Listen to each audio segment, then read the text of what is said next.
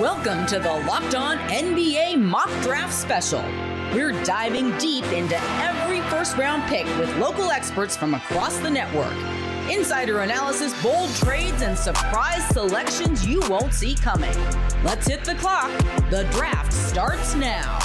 Welcome to episode 2 of the Locked On Podcast Network's 2025 NBA Mock Draft, the most comprehensive first-round mock draft anywhere. Over this 6-episode series, you'll get analysis from every level: college, international, NBA team, and league coverage. We have it all for you. You can find all 6 episodes of this series on Locked On NBA's channel and Locked On NBA Big Board on YouTube, wherever you get your podcasts. Here at Locked On, we have a show that covers every single team in the NBA, and our hosts will act as GMs, making picks and trades for their teams. Joining me at the desk from Locked On NBA Big Board, the scout analyst himself, Rafael Barlow, and from Locked On NBA Game Night and Locked On Heat, Wes Goldberg. I'm Nick Angstead, host of Locked On NBA Game Night and Locked On Mavs. Last episode, we saw the obvious. We saw Cooper Flaggo 1, Dylan Harper, Ace Bailey, and some other picks with some star power there. Now, at the 7th pick, the Pelicans are on the clock. Kon Knueppel goes to the Pelicans at number 7. Rafael, how does he fit into what the Pelicans are doing right now? What does he bring to them? I think it's an interesting pick. I'm just wondering who's going to bring the ball up for the Pelicans next year. I'm sure they're probably hoping Jeremiah Fears fell to them, and then maybe some of the other point guards would have been somewhat of a reach, but it just seems like they just went safe here. And I think Kon Knueppel is one of the safer players in the draft. You know what you're going to get from him. You're going to get toughness. You're going to get outside shooting and a connective passer. I don't know if he has the same upside as some of the other prospects left on the board, but I mean, they just went with going safe here. That was my takeaway as well. He's a safe pick on a team full of risky players, right? And you at least know he's going to be out there and he's going to shoot threes and he's going to do his job, where guys like Zion Williamson, DeJounte Murray, obviously with the Achilles, there's guys with a lot of injury concerns on this roster. CJ McCollum getting older. You know that Knueppel will be out there, and when those guys are healthy and out there, he could space the floor for them too. So yes, this team still has a ton of holes, but this does make sense in terms of a safe pick for New Orleans. Long term, what does Knueppel project to be for the Pelicans, or if he ends up somewhere else? I just imagine every Pelicans player ends up somewhere else. I don't know if that's just a small market thing or what. Well, I think Yves Missy has to be happy because Knueppel had really good chemistry with Kamen Maliwauch as far as just running like ball screens and finding him and the dunker spot and throwing lobs to him. And Missy's a little bit raw on the offensive end, but one of the things that he can do is catch lobs and score out the dunker spot. So I'm sure he's thrilled to have another player that can get him the ball, because with their point guard situation, McCollum is a guy that he's going to shoot first. Alvarado is a very good change of pace guy off the bench and a defender, but he's not necessarily the best table setter. While Knueppel is a guy, like I said, he's going to knock down open shots, but one thing that we know that he can do is find the big man. So I think Missy's happy, but like I said, this is just a really, really safe pick, and I don't think it gets them over the top. And the West is probably going to be even tougher next year. I don't know where they different. I don't know what makes them different than Luke Kennard, because it sounds like we're saying the same things of Kennard, of Knueppel, as we did Kennard when he was drafted. Well, they just took Jordan Hawkins not that long ago. Yeah. Mm-hmm. I mean, I don't know much of a difference other than he's younger, and there's there's always an appeal for the younger guy that you think that there's more upside. But I thought Kennard was a more dynamic shooter. I mean, I don't have the percentages off the top of my head, but rooting against Duke at the time, I feared Kennard every time he touched the ball.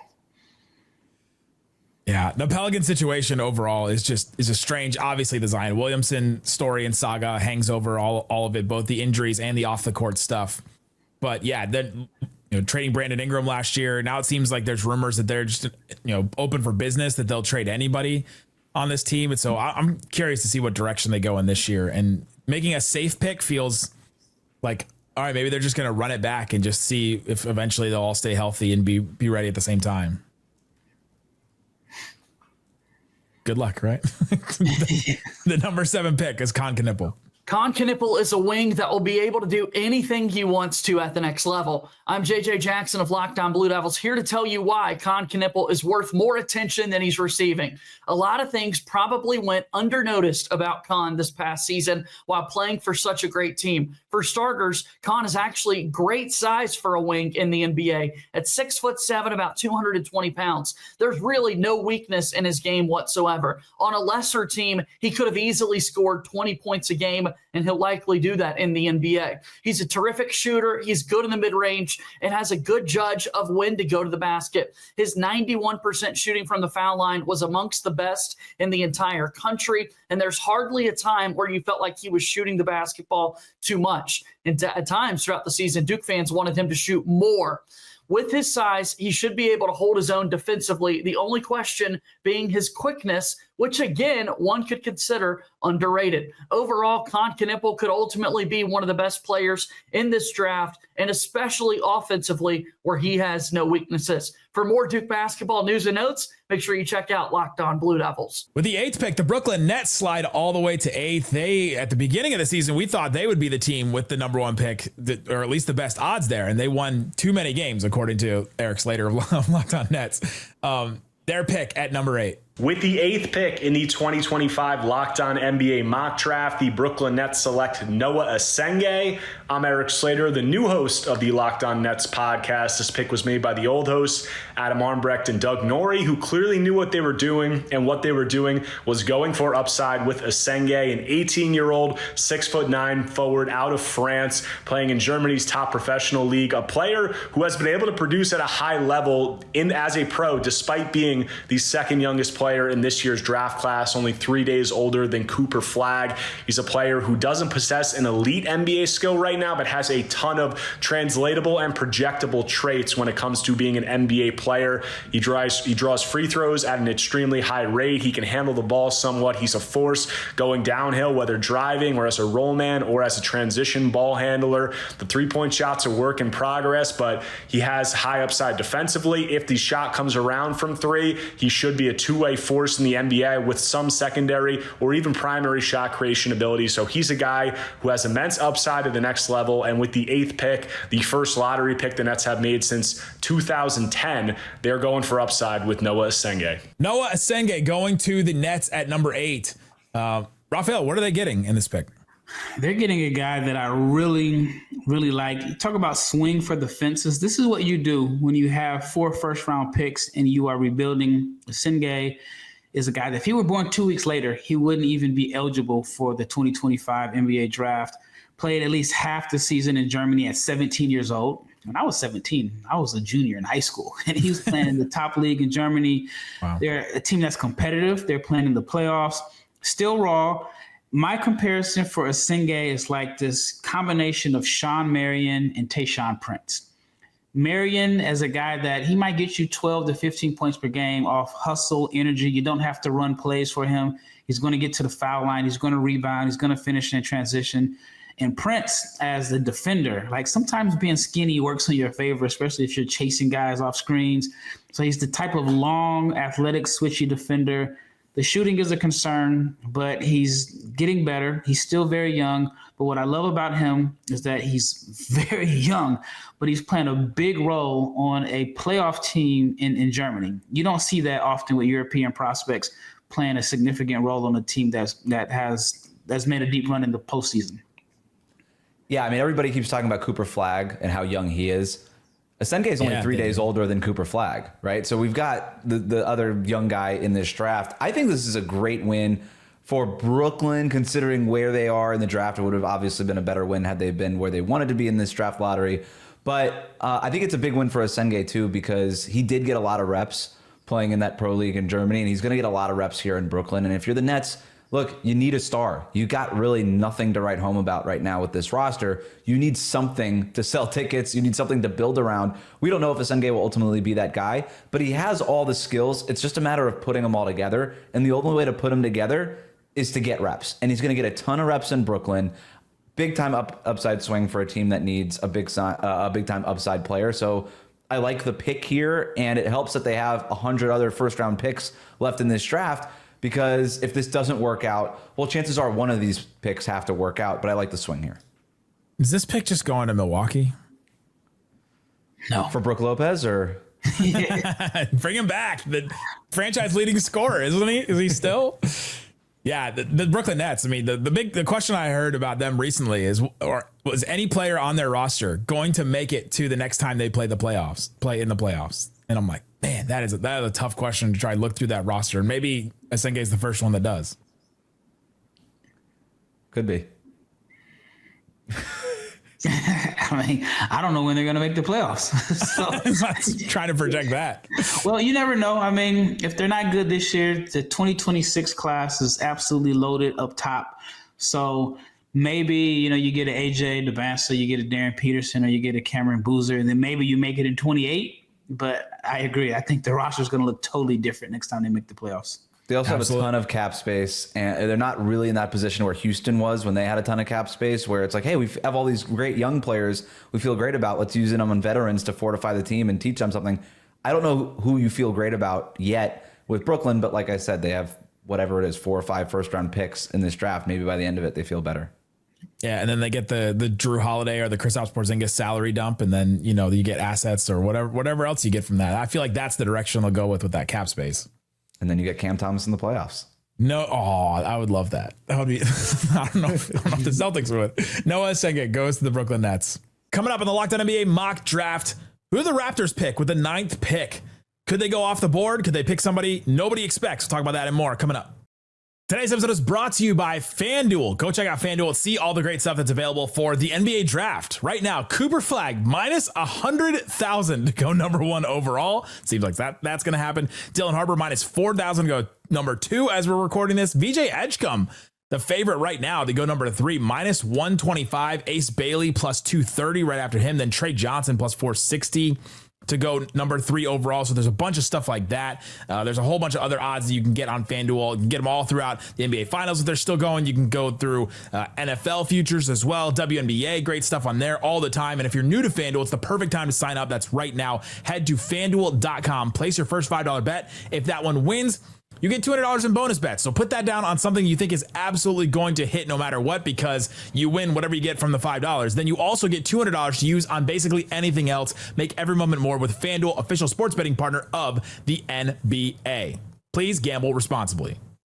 The Toronto Raptors have the 9th pick. Let's see who Sean Woodley and the Raptors select. The Toronto Raptors go big, real big, with the 9th pick in the Locked On NBA mock draft. The Toronto Raptors select Kaman Malawach, the center from Duke, who's 7'1" with a 7'7" wingspan and was a freshman on Cooper Flagg's Duke team this past season.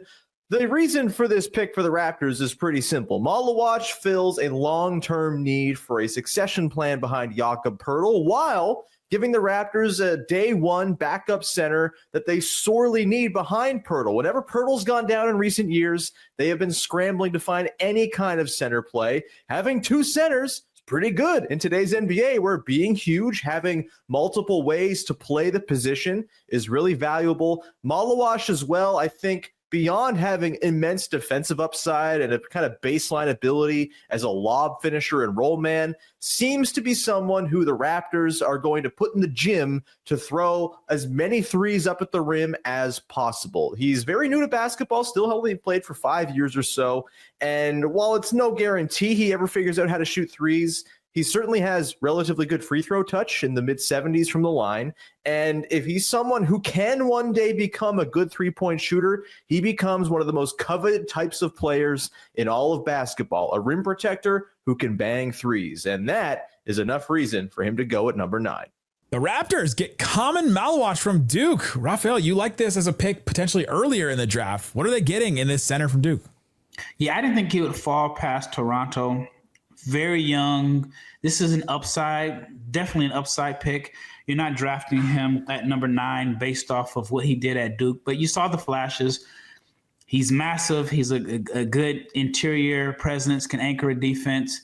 The main appeal for him is that if the outside shooting is real, he showed some flashes in the Basketball Africa League Didn't really see a lot of it at Duke, but he's had some shooting performances at workouts where the touch is impressive for a 7-footer. Late bloomer. I don't even know if he's a late bloomer. He started playing basketball late. That's probably the best way to describe it. So this is definitely an upside swing. And Toronto has had some success with the number 9 pick. They took Tracy McGrady at number 9, and then DeMar DeRozan was the 9th pick. So this could be, their third chance of getting like a really, really good player at number 9. Yeah, the Raptors have 2 things that you have to be in order for them to draft you. Taller than average for your position and questions about your shooting. And Malawach is both of those things. So they nailed it on that front. But you forgot the African connections with Masai. Fair, yeah, for Masai. Yes, absolutely. And look, I do, jokes aside, I like the pick for Toronto. The center spot is really hard to figure out at the NBA level. The learning curve is just so steep. And for somebody like Malawach, who, to your point, Raphael, is late bloomer, late to the game, whatever we want to call it, it's going to take him a minute at the NBA level. Fortunately, if he sticks on the roster, Jakob Poeltl is there to take most of those reps, and then you can work Malawach in slowly. And the physical traits are off the charts. Everybody knows what the potential is. I do think Toronto is a good spot for him to be if he's going to reach his potential, because he just doesn't seem like that guy that you want to throw into the deep end this early. Yeah, I think the center spot is only difficult if you don't have like an elite playmaker. We saw in Dallas with Derek Lively how easy it was for him because Luka Doncic made life easier for him. If I'm Malawach, I was probably hoping I could fall to like 13 to the Hawks. I mean, that would be the best fit for him as far as the lottery teams, as far as having a playmaker. The Atlanta needs some size, but number 9 is not a bad place to go. And Toronto's it's a great city. As somebody that's still waiting for Derek Lively to take threes on the NBA level, how much do you believe in Malawach's shot compared to where Lively was? I think it's totally going to depend on the situation. I honestly feel like if Lively went to a lottery team, a team that wasn't in win now mode, he probably would have a lot more freedom to shoot threes. But the Mavs are trying to win every game. They're trying to develop him, but not enough to say, all right, man, just take 2 threes a game and it's going to pay off for us down the line. I don't know what direction Toronto is going in, because on one hand you think, oh, maybe they're a rebuilding team, but the trade for Brandon Ingram doesn't point towards a rebuild. So I'm confused about their direction, but I do think it is in their best interest to, let Malawach, at least let him take 1 or 2 threes per game. What should their direction be, Wes? Well, it's funny. They had a bunch of long guys who could play defense and couldn't shoot. And now they have a lot of long guys who can shoot mid-ranges and can't play defense. So Malawach at least is an anchor there defensively behind some of the Quickleys and the Ingrams. And obviously Scotty Barnes is there. So look, they're putting together a lot of interesting players that maybe a rival front offices could talk themselves into or like. It does feel like they've got these contracts that potentially they can move and consolidate for a bigger trade. We know that they want to get in on the Giannis talks. There maybe the Kevin Durant talks, whatever it is. Fortunately for them, everybody needs a 7-footer who could play defense. So either Malawach could be used in those trades, or he could help fortify a team that has to make a consolidation trade down the road. Kaman Malawach, the number 9 pick to the Toronto Raptors. Kaman Malawach is a terrifying big man with paint menace labeled all over him. I'm JJ Jackson of Locked On Blue Devils, here to tell you why Kaman Malawach is worth a lottery selection in the upcoming NBA draft. The first thing about Kaman is obviously his size. At 7'2", he's literally one of the biggest players in the entire draft process and will be one of the biggest players in the entire NBA. This size does not make him lumbering, however. He moves with enough pace to outmaneuver his competitors down low, making him primed to be a great defensive player in the NBA. While his shot blocking numbers were not through the roof at Duke, expect him to continually improve on the art of the block and be a multiple blocks a game type player in the league. Offensively, Kaman is still learning different aspects, but it's a great sign when he's able to shoot 77% from the foul line given his size. As he grows more confident and aware of his size, he'll begin stuffing smaller players in the rim with potential to find some mid-range jumpers at some point in his career as well. Kaman Malawach can be a menace in the paint, and his potential is there to match his incredible size. For more Duke basketball news and notes, make sure you check out Locked On Blue Devils. The Houston Rockets via the Phoenix Suns get the 10th pick, a team that was second in the West drafting 10th. Let's see who they decide to go with here. With the 10th pick in the 2025 NBA mock draft, the Houston Rockets select Carter Bryant out of the University of Arizona. I'm Jackson Gatlin with the Locked On Rockets podcast. And look, I'll be completely honest from the jump. I tried to trade the pick during the mock draft process. There's a lot of rumors and reporting out there that suggests the Houston Rockets are very open to moving on from this 10th overall selection, maybe in pursuit of a star player, maybe just trading out of the draft entirely and recouping some future additional assets, or even trading down in the draft and still being able to select a prospect, but also adding to the war chest a little bit. And these were some options that we explored. We were in some trade talks with the Phoenix Suns centered on Kevin Durant, this pick being a pick that originally belonged to the Phoenix Suns. And we weren't able to really come to terms on any deal that worked for both sides. So selecting Carter Bryant with this 10th overall pick. And look, he's a guy that very much is going to be able to fit into any NBA team, but the Rockets would love to be able to pick up another 3-and-D archetype guy, a guy who would fit into this Ime Udoka defense first Houston Rockets system. He has the size and ability to play either forward spot, 6'8", 225 pounds, length, switchability, and a guy who did a lot with the limited amount of minutes that he had at University of Arizona, averaged almost 2 stocks per game in just about 19 minutes of run. And then offensively managed to shoot 37% from deep, albeit on kind of smaller shooting volume, but still there's a lot to like there. And he's an incredibly high upside pick that projects to be a two-way force at the next level. And Carter Bryant is the pick for the Rockets. Rafael, what are they getting in Carter Bryant? And will he play for this Rockets team? Yeah, I know what they're getting from Carter Bryant, but I don't know what Carter Bryant is going to get out of being in Houston. Carter Bryant is very intriguing, not very productive on paper, averaged just 6.5 points per game. The main appeal for him is just the physical tools. He has a good NBA body. There's defensive upside there. He shot 37% from three. The problem is, well, there's actually 2 problems in my opinion. Is he going to play? And just based off the way the roster is constructed right now, I don't see a lot of opportunities for him to play. I mean, you got Tari Eason, you have Dylan Brooks, you have Amin Thompson. Reed Shepherd is hanging out in the back and being like, hey. Well, even for Reed Shepherd, if you look at the Rockets, you can't say they were a team that had a lot of depth in the backcourt. Yeah. And Reed Shepherd was playing behind Aaron Holiday. So with that being said, can Carter Bryant beat out Cam Whitmore? I don't know if there's an opportunity for him to play. Another concern is he's just never really been overly productive. Even if you go look at his high school stats in the EYBL, he wasn't a guy that dominated games. And I understand that wouldn't be his role in the NBA, but I'm a little hesitant about taking a guy in the lottery that, especially as a wing, that never like really imposed his will in games.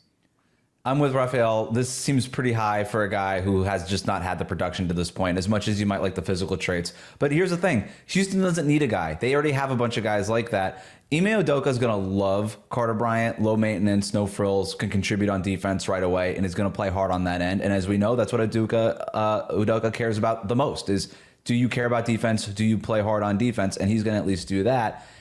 We're right about the fact that where is this guy going to play? But you could also make the same argument no matter who they drafted at 10. This is frankly a team that doesn't need the 10th pick in the draft.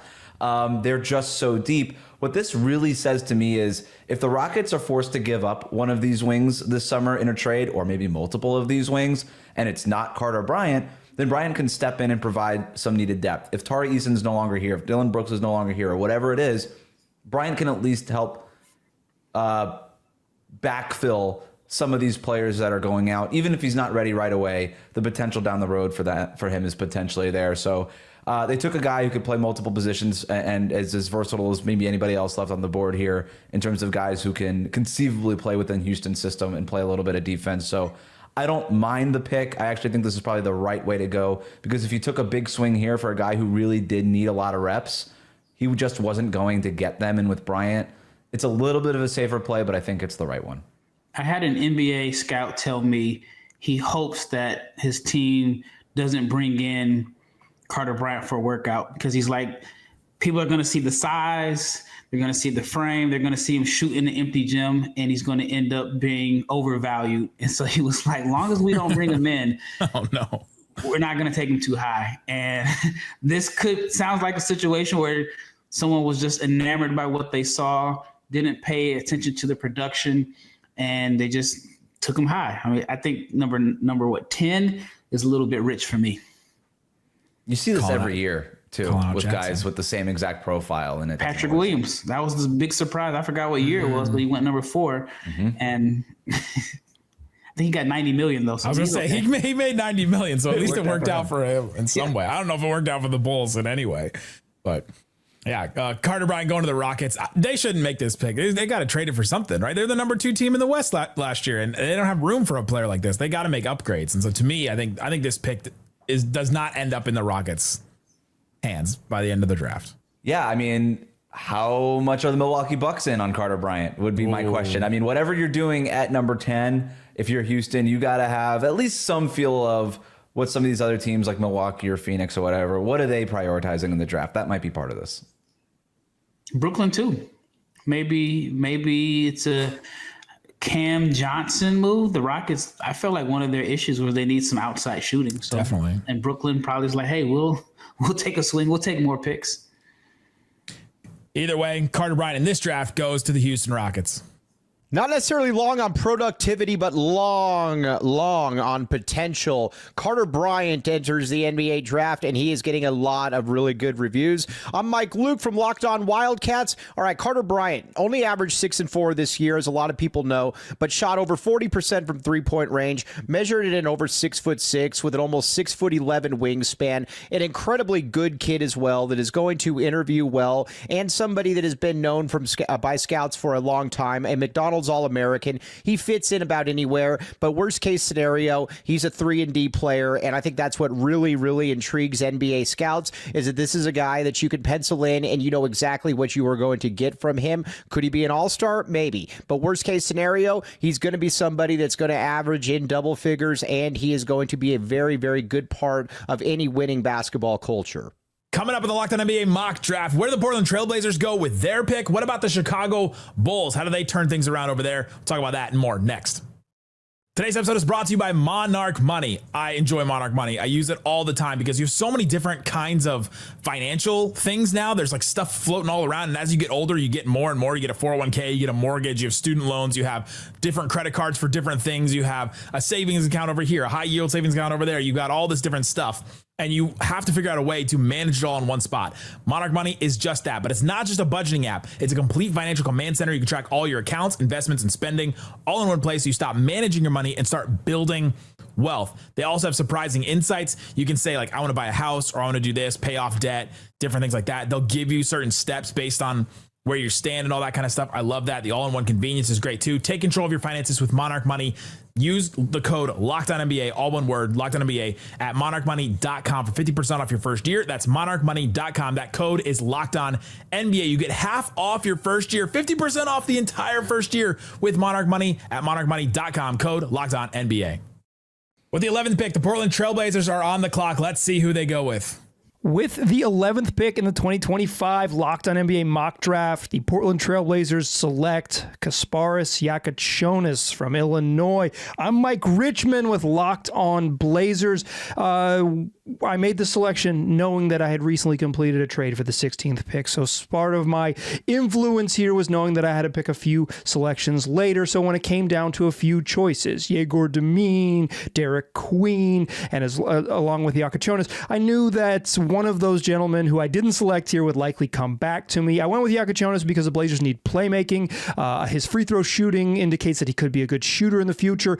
The size at 6'5"-ish with some shooting skills to probably play a little bit off the ball as well as on the ball as a playmaker is appealing to a team that desperately needs playmaking. So he was the pick, knowing that at 16, the Blazers could still get someone that I liked.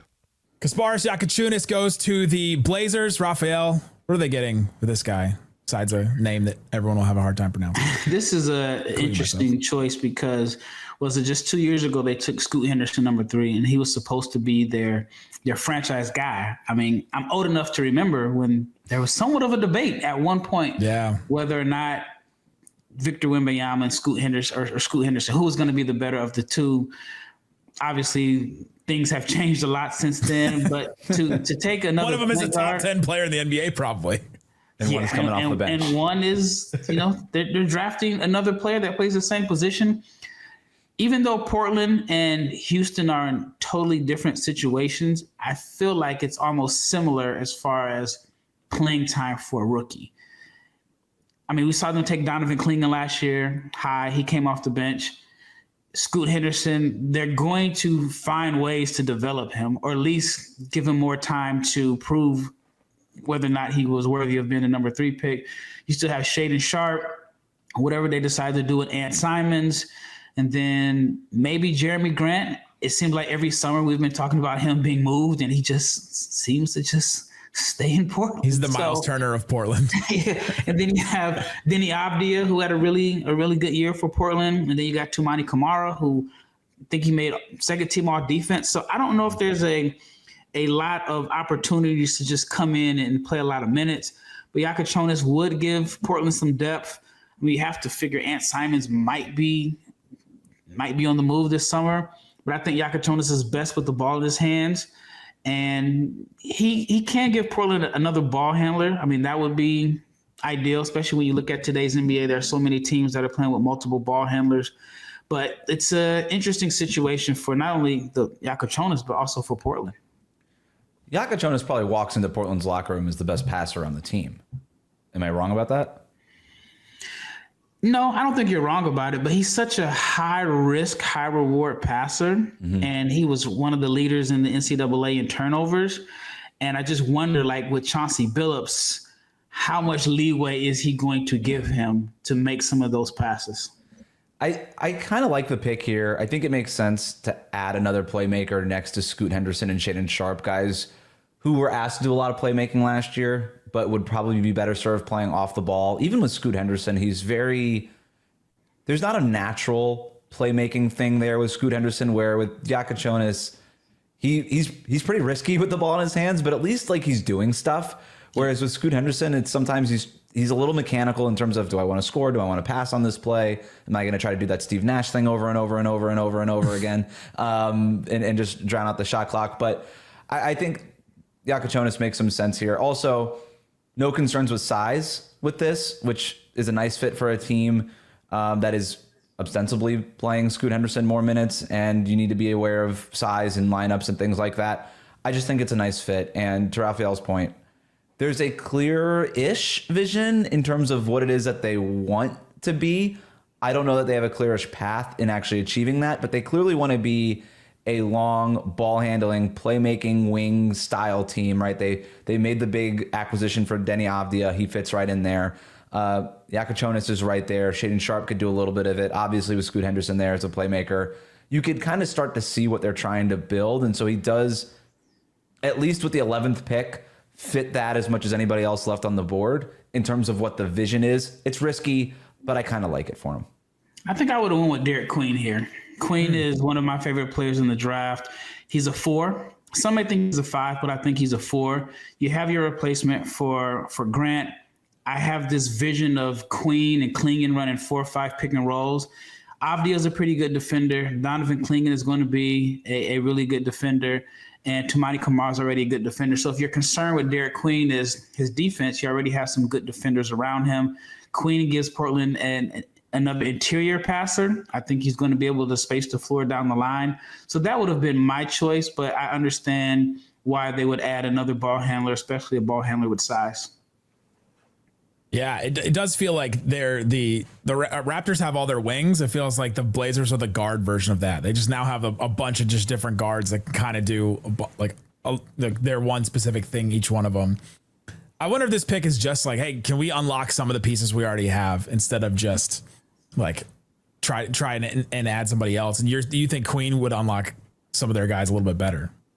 I do think so. I mean, Portland's in a situation where they have some good players and good pieces, but you just need that star. You need that A1 guy that you can build around.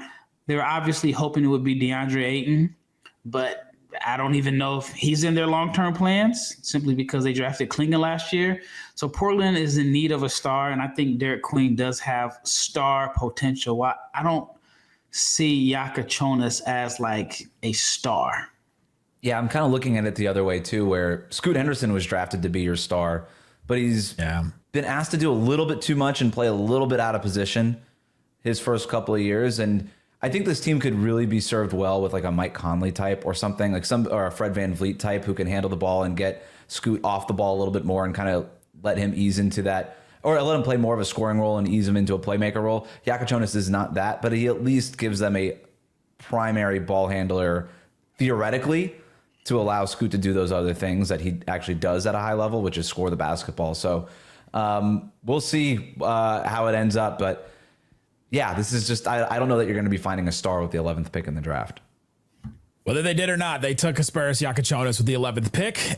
Let me tell you why Kasparas Yakachonis might be the sleeper of the NBA draft. My name is Sonny Verma, your host at Locked On Illini, and let me tell you a little bit about Kasparas. Kasparas was one of the best players in the entire country for the first 2 months of the season, carrying this Illinois team to 22 wins on the season. He did have an injury about 3/4 of the way through and didn't quite recover from that. But if you're looking for a 6'4.5" point guard with size, poise, and ice in his veins, you can't do much better than Kasparas. Sure, his game is not flashy, but it brings you results. I'll tell you, any NBA team is going to be very lucky to draft Kasparas.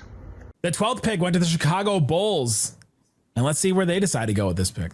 With the 12th pick in the NBA draft, the Chicago Bulls are selecting Cedric Coward. Now, Cedric Coward is somebody who brings a ton of two-way potential. When you talk about his spacing of the floor by being able to go out there and shoot the basketball at an elite level and how he's able to just find buckets on the offensive end, we think he fits in right now with what Josh Giddey and Matas Buzelis and Kobe White are already bringing to the court, giving you a strong, young four-man lineup. But also on the defensive end, you need somebody in that starting lineup to add some defense. This is a young man who shows great two-way ability. Very excited to see what he's going to be for this team in the long run. The belief over on Locked On Bulls is that this young man could be somebody who is a pivotal piece that is a part of the Chicago Bulls future. And hopefully AK gets this one right. Cedric Coward to the Chicago Bulls. Raphael, this is your guy. Yeah, I've had Cedric Coward mocked as a first-round pick pretty much all year. He's just very intriguing, has a great story. Left high school with 0 offers, and then here we are 4 years later. We're talking about him as a lottery pick. 6'5", 7'2" wingspan, shot the ball incredibly well, and he has the physical tools and the mindset to be a guy that can defend all over the floor. And so I think that is why, the Bulls like him so much, because he's a guy that can defend, knock down open shots. And if the Bulls are aiming to be a playoff team, one of the things, especially in this year's playoffs, what I noticed is that you want wings that can obviously switch and defend. So that way they are able to basically lock down the other team's best player, maybe not lock them down, but slow them down. But then on the offensive end, you need wings that can shoot. And so with Coward, he's not a guy that you can target on defense to run off the floor. I mean, hopefully he's not. But then he has enough offense and shooting to where he can stay on the floor. So if the Bulls are aiming to be a playoff team, this is the type of wing that you need on your roster. Yeah, and you could see how he would walk in and play alongside Kobe White, Josh Giddey, Lonzo Ball. He can make threes off of their passes right away. The defense is there. The wingspan is crazy. I just want to underscore again, 6'5" with a 7'2" wingspan. The hand size is off the charts too with him. He's 21, but a little bit of a late bloomer there, like Raphael was saying. And so you like the story about him. You like the fact that he has continued to get better, and there might be some more upside for him to tap into. And if he does tap into it, maybe there's a world where he turns from sort of complimentary piece who can hit threes and play defense and do some of that 3-and-D stuff to maybe being on the ball a little bit more. He's got those advanced physical traits, the advanced physical profile that, like, he could one day look the part of sort of your number one scoring option wing. We'll see if he eventually develops into that, but he has the frame and the physical profile to be that. If he's in the right spot, and who knows if that's Chicago or not, but if he's in the right spot and he can develop, there's at least a framework there for it. Yep.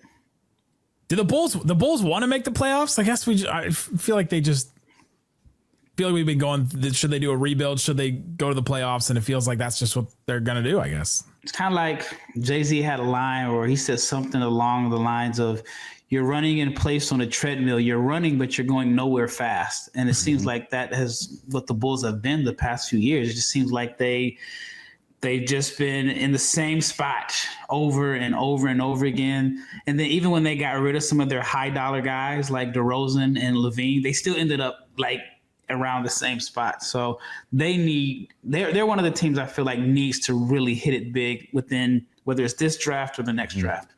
Yeah, they are literally running on and going nowhere fast because they had one of the highest paces in the league last year. They are doing it very fast. And yeah, to your point, you got to just figure, can you find your Kawhi Leonard somewhere here? This is right where Kawhi was picked, and there's a similar sort of path there, potentially. Not saying Coward is the next Kawhi Leonard, but when you're picking at the end of the lottery, basically every single year, that's the sort of pop that you need to hope for. And who knows? Maybe it's Coward. Maybe it's somebody next year. Who knows? At least on a treadmill, you're getting in shape. I don't know if the Bulls have they gotten in shape on this treadmill? I mean, if you look at it from like a financial standpoint, the arena is still full. True. So they're making money. They're at least doing that. They're in good financial shape. Yeah. So the Cedric Coward, the pick for the Chicago Bulls, that wraps up episode 2 of the Locked On 2025 NBA mock draft. We still have some players on the board. Derek Queen, Raphael's guy. We also have Igor Demin, a couple other players on the board as well. So we'll be back with another episode on the Locked On 2025 mock draft on Locked On NBA's channel and Locked On NBA Big Board on YouTube, wherever you get your podcasts.